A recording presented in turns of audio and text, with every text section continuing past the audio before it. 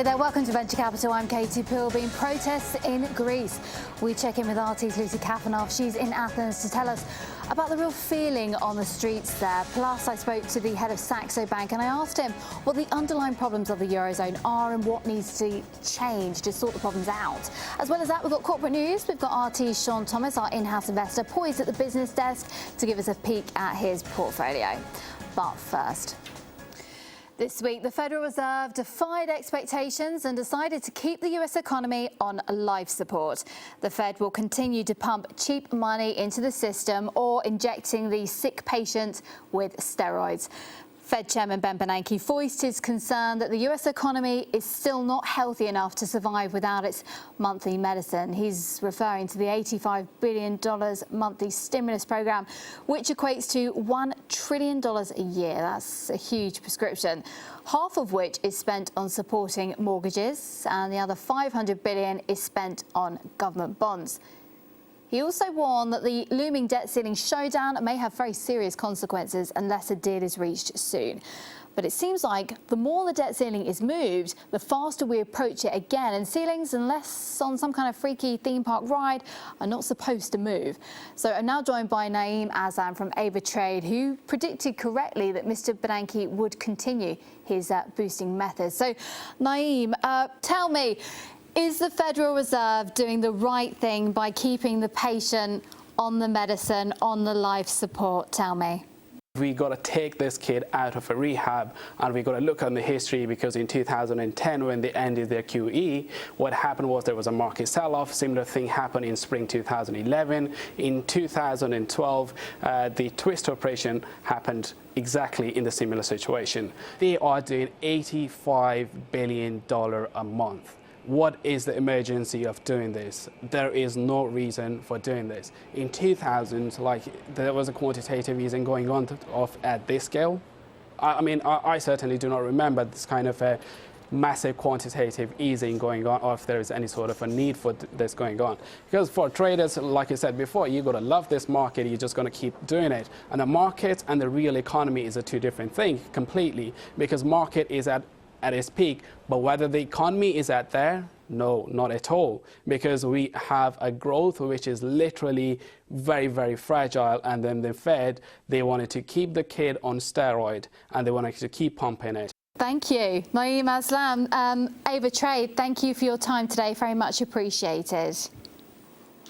Greece endured a 5-day strike this week by public sector workers protesting against tough spending cuts and job layoffs. And to make matters worse, the country's Prime Minister said that the country will need another 6 years to return to pre-crisis levels.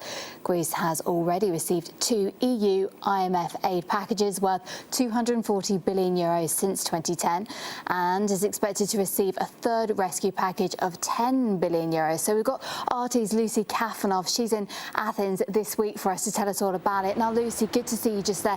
Can you tell me, what do the protesters actually want? Hi there, Katie. Well, the protesters say that they want to preserve both their lives and their livelihoods. 6 years of consecutive recession here in Greece has certainly taken its toll. The latest round of strikes has been in response to new austerity measures imposed by the government in order to rein in spending. It will affect up to 25,000 jobs here in Greece, with thousands potentially laid off or redeployed. What this means is that a lot of these civil sector workers might either be forcibly moved to other positions against their will, or will have to work on reduced salaries. Now, this is something that they say is completely intolerable for them, not just because it's a painful economic measure, but because the cost of living here has gone up. They've already been dealing with up to 40% reduced pensions and salaries, and they say that these new cuts are just too much for them to handle. And it's not just civil sector workers. Teachers remain actually off the job. We've seen doctors walk off the job as well. And of course, it really is something that they say they're tired of. They feel like they're paying for mistakes made by the government and by big banks, and they don't want to be the ones who are paying that price. So, Lucy, is their anger aimed at the government then and the banks? Who are they directing it at exactly?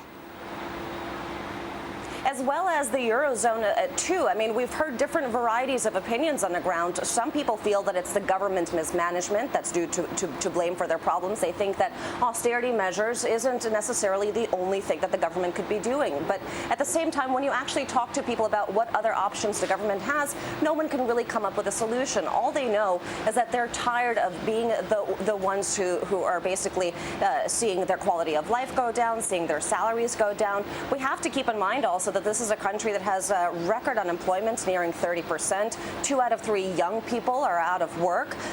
People who do have jobs, like some of these civil sector workers, have found their pensions have gone down, their salaries are being cut.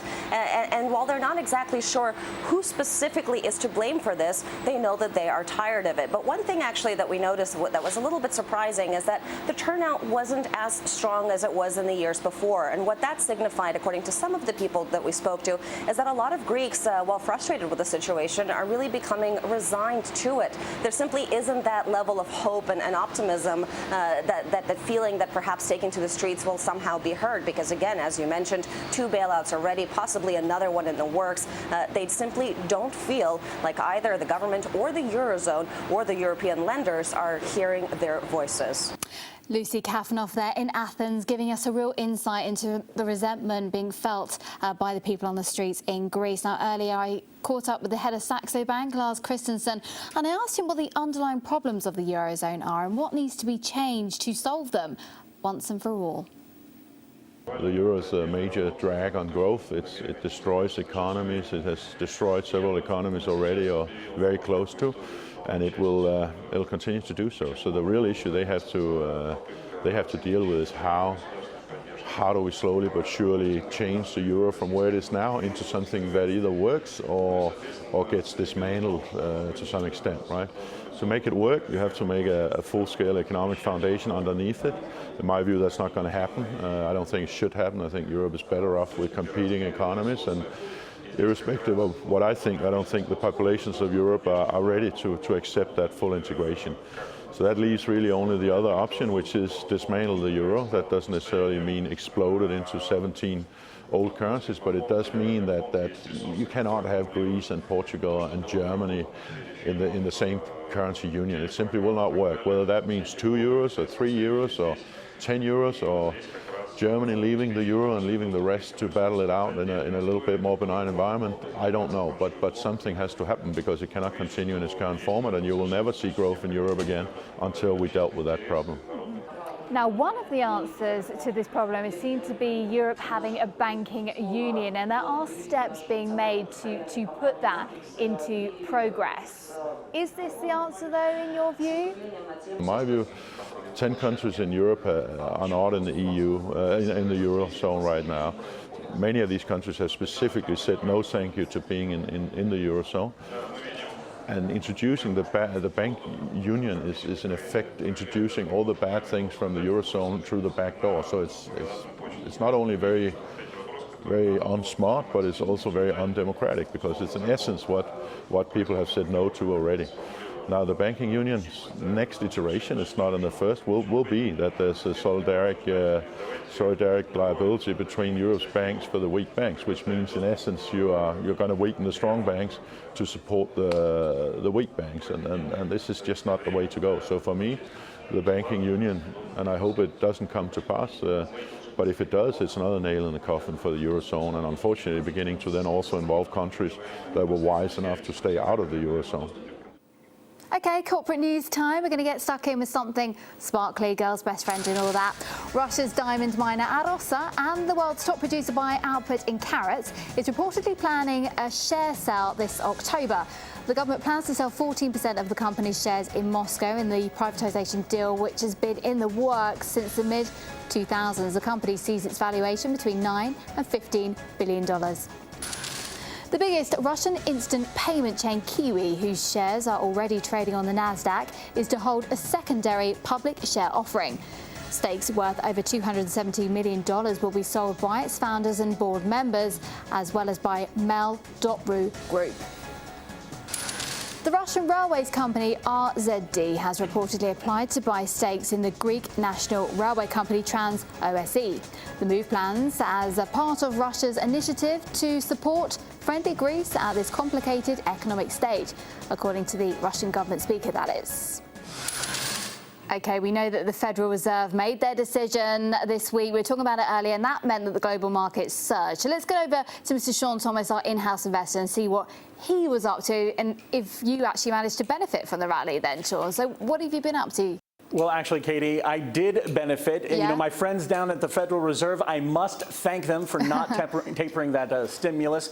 But basically, what that meant for us here is that, you know, energies were up across the board. And if you remember, I stayed with energies. In fact, my notes, I've got a big happy face on my notes because Gazprom up 3%, Rosneft and Lukoil both up 1%, which means I gained this week.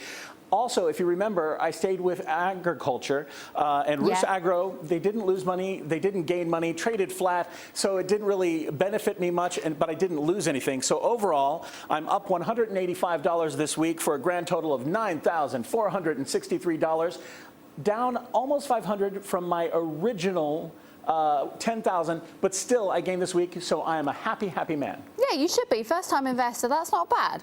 All right, then, come on.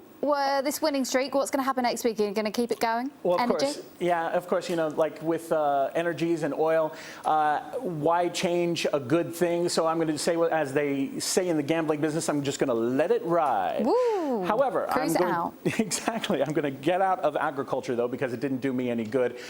And ready for this? I'm going to get into the potash wars. I'm going to enlist. I'm going to do my part to see what I can to gain some money off of this craziness that's happening. And here's why. Eurocali is surging. They're up nearly 6%, 5.8%. So I'm going to try and get in and see if I can make some money off of this chaos. Right, make sure you wear some armour and you protect yourself then in this war. Mr. Sean Thomas, thank you very much indeed. Going into battle on the Russian stock market. See you later. Good luck. Thanks. And that's all for today's Venture Capital. Next week, though, I'll be in Sochi. We're taking the show on the road for the International Economic Forum, so join me then if you can.